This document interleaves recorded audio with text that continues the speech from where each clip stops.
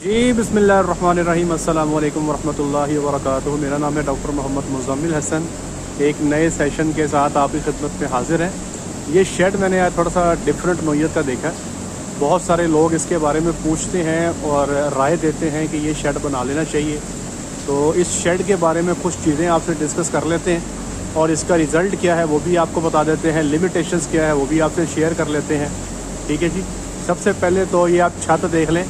तो ये बनी बनाई छत है जी, इजहार की छत कह लें या और भी बहुत सारी कंपनीज बनाती हैं। तो ये स्लैब्स हैं जी और गार्डर लगा के स्लैब्स ऊपर रख दिए गए हैं।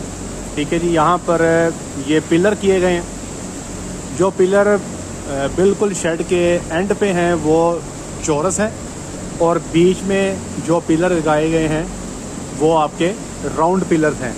मतलब शेड के चारों अतराफ में जो पिलर हैं ये आप देख लें, शेड के चारों अतराफ में जो पिलर हैं ये सारे के सारे आपके चौरस हैं और जो बीच में लगाए गए हैं पिलर ये राउंड पिलर्स हैं। और बाकी ये देख लें, ये सेंटर में राहदारी दी गई है।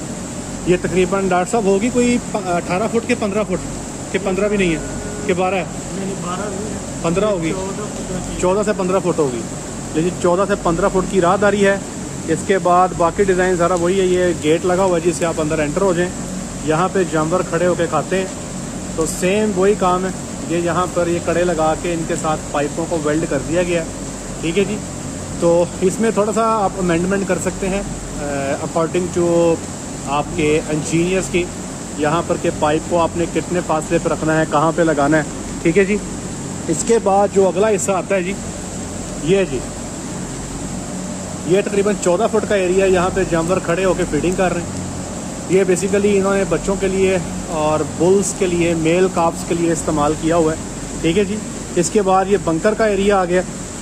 यहाँ पर थोड़ी सी ये तकरीबन 17 फुट रखा जाता है जी। इनका तो मुझे आइडिया नहीं, 16.5 चलें 16.5 कर लें, 17 से कर लें ज़रा बेहतर है। बाहर से ये बंकर का एरिया 17 फुट जो है वो बेहतर है। और ये जो लगे हुए हैं बीच में ये आप देख सकते हैं पोस्ट ग्राउंड की हुई है। ये 4-4 फुट के फासले पे पोस्ट होनी चाहिए। अच्छा, यहाँ पर एक चीज़ थोड़ी सी देखने को आपको गौर करना पड़ेगा जब भी आप अगर इस शेड को बनाना चाहते हैं। यहाँ पर जब बंकर लगेंगे तो ये जो पिलर सेंटर में ग्राउंड है इसका आपको थोड़ा सा आपको डेफिनेटली देखना पड़ेगा कि ये एनिमल को बैठने में दिक्कत ना करें। वैसे इन्होंने बनाए तो हैं तो ये सारा कुछ देख के बनाया होगा। ये देखें, इन्होंने पहला जो बंकर है ये बड़ा कर दिया और जो उसके बाद वाला बंकर है वो थोड़ा सा साइड पे लगाया है ताकि ये पिलर जो है बीच में डिस्टर्बेंस क्रिएट ना करे। अच्छा जी। इसके बाद ये आप लगा लें जनाब, ये जो तीसरा एरिया है, ठीक है जी, ये भी काफ़ी खुला और कुशादा रखा गया है। अमूमी तौर पे शेड्स में इस जगह को 8 से 10 फुट रखा जाता है, लेकिन मेरा ख्याल है डॉक्टर साहब ये भी 12-13 फुट तो होगी, ज़्यादा ही होगी। 14 फुट लगा लें आप, 14 होगी, 14 ही होगी। इसका मतलब ये हुआ कि 14 फुट ये हो गया और 16.5 फुट ये हो गया। 30 और 14 वो 44, तकरीबन 44 और 44 दूसरी साइड पे 88 और ये सेंटर वाली राहदारी तो तकरीबन 100 फुट ये है इसकी चौड़ाई ना। अच्छा, इसकी जो हाइट है जी वो इस वक्त आप देख सकते हैं तकरीबन 17 फुट है।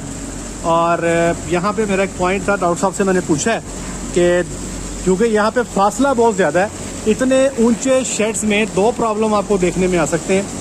प्रॉब्लम नंबर 1 ये है कि यहाँ पर धूप किसी एक साइड से शेड में एंटर हो सकती है और दूसरा प्रॉब्लम ये है कि बारिश का पानी भी अंदर आ सकता है। लेकिन यहाँ पे जैसे आप देख सकते हो कि ये जगह बहुत लंबी रखी गई है, 14 फुट का एरिया रखा गया है, तो बारिश का पानी मैक्सिमम जो है इधर तक आ जाएगा। तो बंकर के अंदर बारिश का पानी नहीं आएगा। लेकिन यहाँ पर भी आई वुड एडवाइस कि आप जो आपके इंजीनियर्स हैं उनसे रब्ता ज़रूर करें। तो अगर कोई ऐसा सिलसिलेकार हो जाए कि आप जहाँ पे शेड ख़त्म हो रहा है वहाँ पे हाइट को फर्दर रिड्यूस करके कुछ 14 फुट पे कर लें तो मैं उसको ज़्यादा रिकमेंड करूँगा, क्योंकि शेड के अंदर जो है रोशनी जो है आँखों को चुंधिया देने वाली रोशनी वो आपके लिए इतनी अच्छी नहीं होती। तो थोड़ा सा डार्कनेस शेड में रहनी चाहिए। जी डॉक्टर साहब अस्सलाम वालेकुम। डॉक्टर ताहिर साहब हमारे बहुत अच्छे प्यारे दोस्त हैं जी। डॉक्टर साहब, इस शेड में आपने मतलब 3-4 फॉर्म्स पे काम किया है। लोहे के शेड भी देखे हैं आपने और आपने ये भी देख लिया है। क्या फ़र्क है दोनों शेडों का? सर जो है ना, सर थोड़ा सा ऊंचा बोलना पड़ेगा, माइक नहीं है। अच्छा सर, जो लोहे का शेड है ना, जी, जी। उसकी निस्बत इसका जो है टेम्परेचर, जी जी, वो 2 डिग्री नो डाउट उससे कम होता है। आपके ख्याल में ये ठंडा है? जी जी, ये बिल्कुल ठंडा होता है। ठीक है। और इसमें आप उसके लिए जो है ना, वो इंसुलेशन छत में वो भी डाल सकते हैं, तो उससे ये मजीद आपको ठंडा हो जाएगा। जी, जी, वैसे ये छत वैसे ही ठंडी होती है। मेरा जी, तो जी, हमारा तो बिल्कुल, मशवरा ये होता है कि जब भी आपने ये छत इस्तेमाल करनी है तो इस छत के ऊपर आपने शॉपर डाल के ना, जो होता है शॉपर, शॉपर के ऊपर मट्टी के ऊपर फिर आप ना एक दफ़ा कंक्रीट कर दें।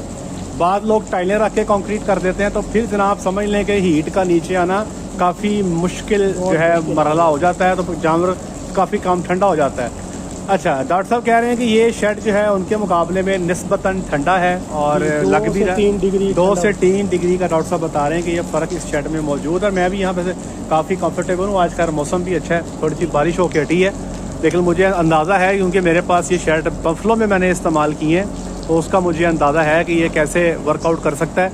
इन्होंने जो पंखे लगाए हैं जी, उसके लिए ये आप देख लें, जो अरेंजमेंट की गई है 2 पिलर्स के दरमियान में, ये इन्होंने जो है ये सपोर्ट दी हुई है और इस पर 7 पंखे लगाए हुए हैं। और इसी तरह हर पिलर के साथ जो है वो टोटल शेड वही है जी, आपका जो मॉडर्न शेड है, लेकिन सिर्फ इन्होंने जो वर्किंग की है वो इन्होंने इसके साथ किया हुआ है, जो आपका क्या कहते हैं जी।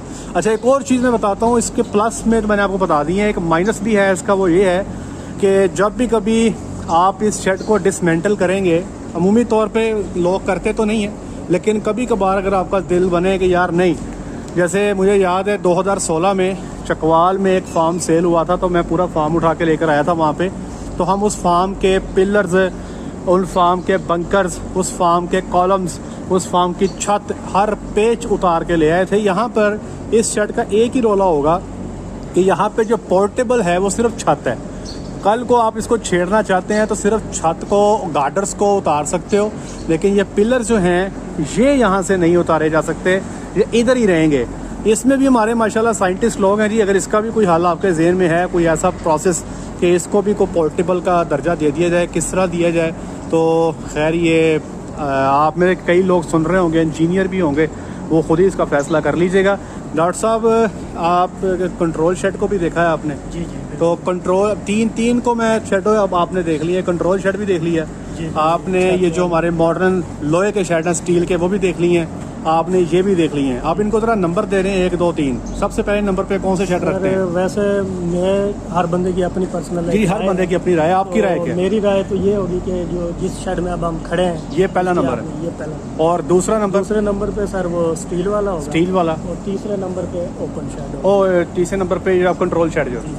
अच्छा डॉक्टर साहब, कंट्रोल शेड के हवाले से मुझे बताइएगा, ये एक अमूमी तौर पे हम सुनते हैं, मेरा डॉक्टर साहब बिल्कुल भी तजर्बा कंट्रोल शेड का नहीं है। मैंने अब तक जितना काम किया वो ओपन शेड में किया है, आपने कंट्रोल शेड के साथ भी काम कर लिया है। डॉक्टर साहब, गर्मी के मौसम में नमी जो है, ह्यूमिडिटी, आप कंट्रोल करने में कामयाब हो जाते हैं कंट्रोल शेड में या नहीं?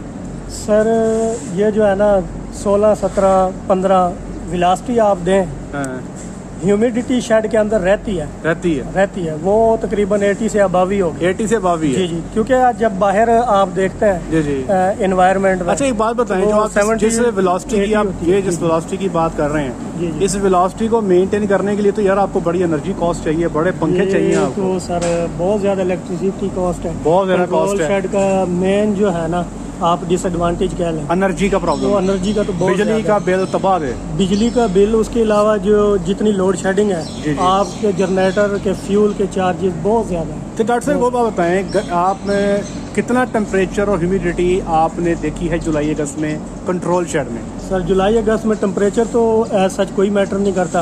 आप टेम्परेचर मतलब आपके शेड में जो आपका कंट्रोल शेड है, कितना टेम्परेचर होता है? टेम्परेचर तो आप 28, 29 यहाँ पे एडजस्ट होता है। और ह्यूमिडिटी जो है जुलाई अगस्त में वो बहुत ज्यादा बढ़ जाती है, वो 99, 90 से अबव ही है। जी अबव। इसका मतलब ये हुआ कि अगर आप टेम्परेचर ह्यूमिडिटी इंडेक्स जो है आपका गूगल, आप उसको देखें, एनिमल स्ट्रेस से ऊपर ही है, मतलब सीवियर स्ट्रेस कह सकते हैं कि अगर आपका 28 या 29 टेम्परेचर है और आप इस टेम्परेचर पे ये आपका ह्यूमिडिटी का लेवल है, तो ये बहुत स्ट्रेस है। हाँ, अगर आपका टेम्परेचर आप डाउन करके 20 तक ले आए तो फिर बेशक 29 ह्यूमिडिटी रहे, सर टेम्परेचर आता कोई नहीं, वो आता कोई नहीं, वो नहीं आता। तो इसका मतलब ये हुआ कि आपकी रिकमेंडेशन के मुताबिक हमें पहले नंबर पे ये शेड है, दूसरे पे स्टील का शेड है। कंट्रोल शेड आप कहते हैं कि पाकिस्तान में हमें इतनी महंगे मुल्क में जहाँ पे रोज़ बिजली की कीमतें बढ़ जाती हैं और एहतजाज हो रहे हैं आजकल, तो या तो आप सोलर पे खर्चा कर लें ढेर सारा, लेकिन बात वही है कि बात वही है डॉक्टर साहब कि जुलाई अगस्त में जब आपकी नहीं कंट्रोल होनी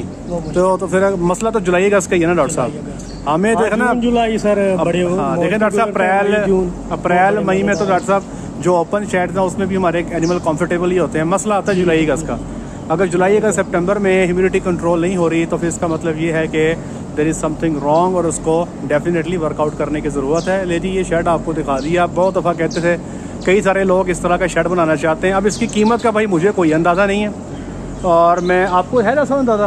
मेरे ख्याल से सर ये कोई साल एक हो गया बना हुआ। हाँ साल पहले बना था, ठीक है। उसके उस वक्त तो मटेरियल्स की कीमतें भी और थी तो ये तकरीबन कोई 60-70 लाख के जो है ना दरमियान में है। 60-70 उस वक्त 70 लाख का, और ये इसमें सिविल का काम शामिल है पूरा? जी ये सारा कुछ। हाँ जी सारा कुछ। अगर ये आपका लंबाई कितनी डॉक्टर साहब? ये लंबाई मेरे ख्याल से 105 है सर। 105 × 100 है जी, 10,500 स्क्वायर फुट है। उसको आप 70 लाख पे डिवाइड कर लें, एक एस्टिमेटेड सी फिगर आ जाएगी। वैसे आज के दौर में जो भी रेट्स हैं वो आप मार्केट से पता कर लीजिएगा। स्टील का शेड जो है मैं आपको वो बता देता हूँ। स्टील का शेड आप बनाना चाहते हैं सिविल वर्क कंप्लीट करके, वो इस वक्त आपको भर्ती के अलावा, पंखों के अलावा, शावर के अलावा, वायरिंग के अलावा तकरीब और बाहर वाली जो फेंसिंग है, सबसे जो आउट पे फेंसिंग है, सिविल वर्क शामिल है। ये फैन शैन तो बाद में, हाँ वो बाद में है। ये सब के अलावा जो है ये आपको इस वक्त 950 रुपये स्क्वायर फुट पड़ेगा। मैं फिर बता दूं कि सिविल का काम जो है, छत नीचे सिविल का काम, आपके पिलर, ये आपकी जो फेंसिंग है, ये आपके जो बंकर हैं, ये इसमें भर्ती शामिल ना करें और बाकी चीज़ें शामिल ना करें। इस वक्त 950 के करीब कॉस्ट चल रही है। तो अब आप देख लें, मार्केट में चले जाएं, इस पे आप देख लें क्या कॉस्ट आती है, कंपैरिजन आपके सामने आ जाएगा, फैसला कर लीजिएगा। जी आज के लिए इतना ही। अपना ख्याल रखें, दुआ में याद रखें, 5 वक्त की नमाज़ अदा करें। अस्सलामु अलैकुम।